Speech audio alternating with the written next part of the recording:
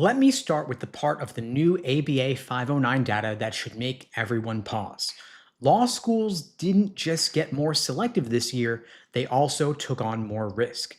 And you don't see that risk in LSAT medians or GPA charts, you see it in law school class size decisions. Because when law schools feel confident, they behave cautiously. When they feel pressure, they expand. And this cycle, the data shows that law schools were under real pressure. Now, most coverage of the new 509 data focused on the obvious takeaways.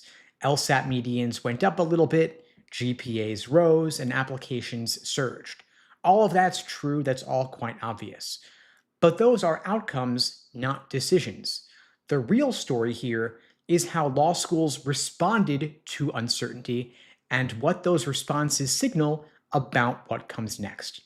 And to see that clearly, we've got to start with something most people overlooked: the GRE. For years, law schools framed the GRE as a strategic shift. They were modernizing, they were giving more access, and they were going to be less reliant on a single test like the LSAT. But this year, GRE enrollment dropped by roughly 25%. And already on its own, that's pretty notable. What makes it meaningful is when it happened. This drop of 25% occurred in a year when law schools expanded class sizes. So this wasn't simply an effect of contraction. Schools didn't shrink and accidentally cut GRE students in the process. They grew, but they still relied less on the GRE. And that tells us something important. When schools feel confident, they're more willing to experiment.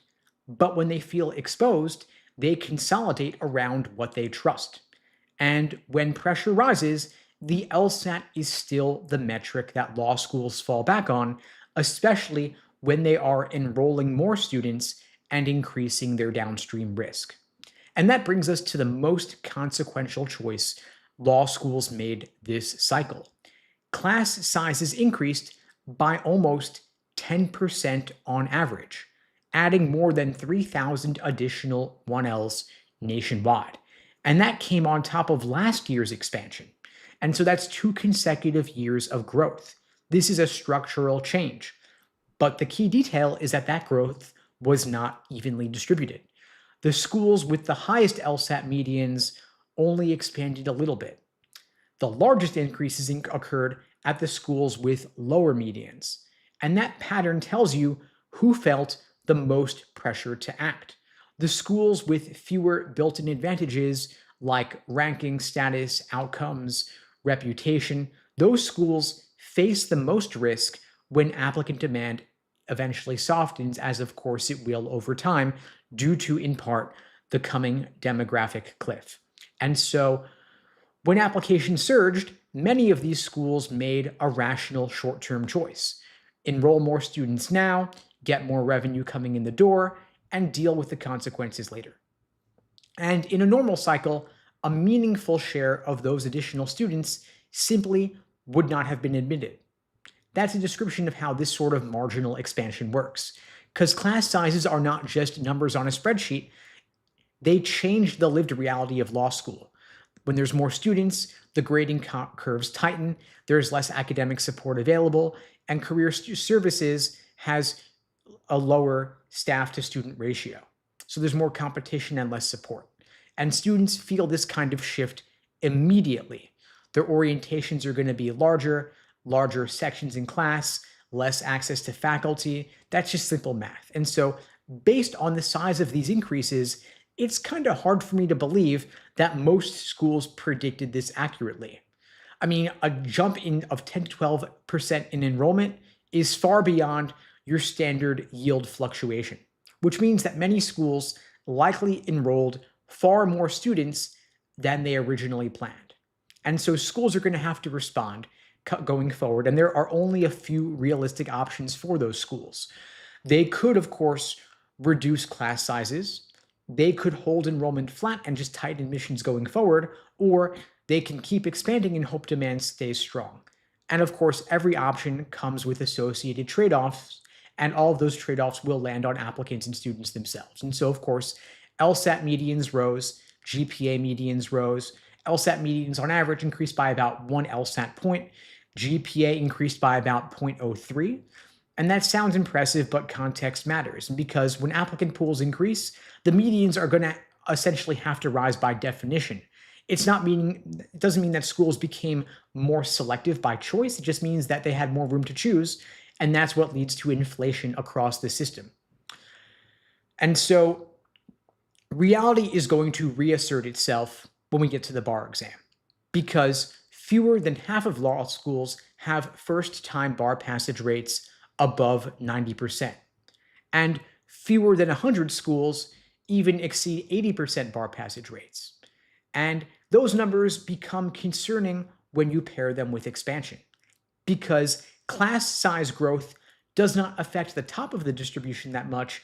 It loads the risk into the bottom of the distribution.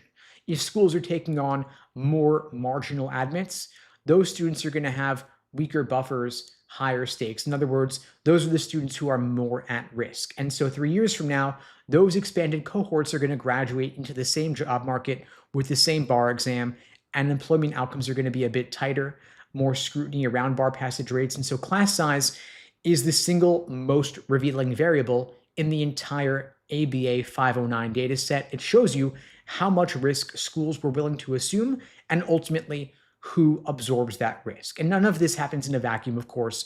Law schools are facing rising fixed costs. They have more faculty compensation to consider, more facilities costs, administrative overhead. And at the same time, we've got a lot of uncertainty around federal student loan policies given the discontinuation and the limits around the federal Grad Plus loans.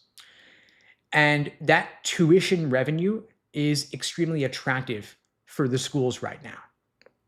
So even when the schools understand the long-term risks of its expansion, those short-term incentives are still powerful.